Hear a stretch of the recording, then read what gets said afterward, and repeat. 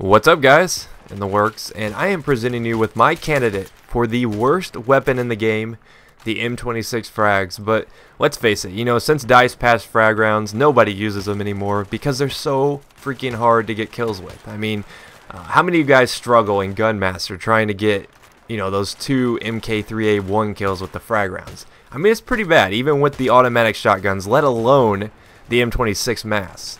And this is a pretty bad weapon, and I understand why DICE nerfed frag rounds. I mean, you had to. I mean, it was just they were overpowering some maps, and it just wasn't a fun time. And I mean, look at how many shots it takes, though, even at point blank range. I mean, you're going to be doing 37.5 damage up close with this if you direct impact them. Then it all boils down to the explosive radius, and a lot of people don't understand how frag rounds work, but basically, if you hit someone with the frag round itself, so you hit their body with the frag round, you can do the maximum of 37.5 damage. Then the explosive damage comes into play, and there's basically a blast radius that starts at 25 and peters all the way out to 1.5. So yes, you heard me right, you could be doing 1.5 damage, and that's pretty bad.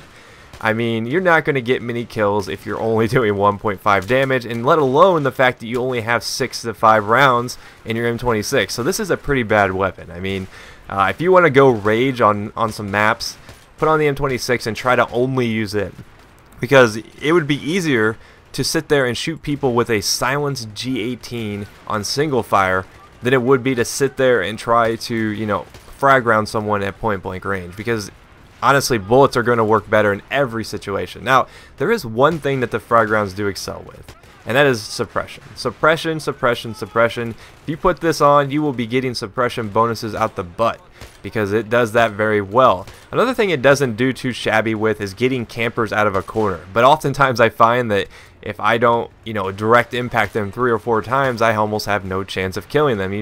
Look at that guy right there. So the one bad thing that you really have to consider, though, is if you're shooting, you're sniping people with frag rounds from long range, the maximum you could possibly do with this thing, even if you direct impact them, is still only 35 damage per shot. And in most situations, you're probably not going to be direct impacting them, because the aim down sight accuracy on the M26 is so bad. I think it's almost 8 times as much as the other pump action shotguns. Now granted, if someone is hiding around a corner like that right there and you just keep spamming it and you're getting that 25, 25, 25, 25 explosive damage, then you'll get a kill. But even at that, you're still going to have to use 4 frag rounds. So it's a very stressful weapon. I don't really know what the purpose of it is, considering that you could use any of the other shotguns and do just as useful, or just as well, I should say, because it's not very useful. I guess the one argument you could have is that it's an underslung attachment. You can't really complain about it, considering that you can have a primary and this under your weapon. So I do see where maybe it might be useful if maybe you're working with a squad and your squad mates are like, hey, suppress those guys. You're like, I got you,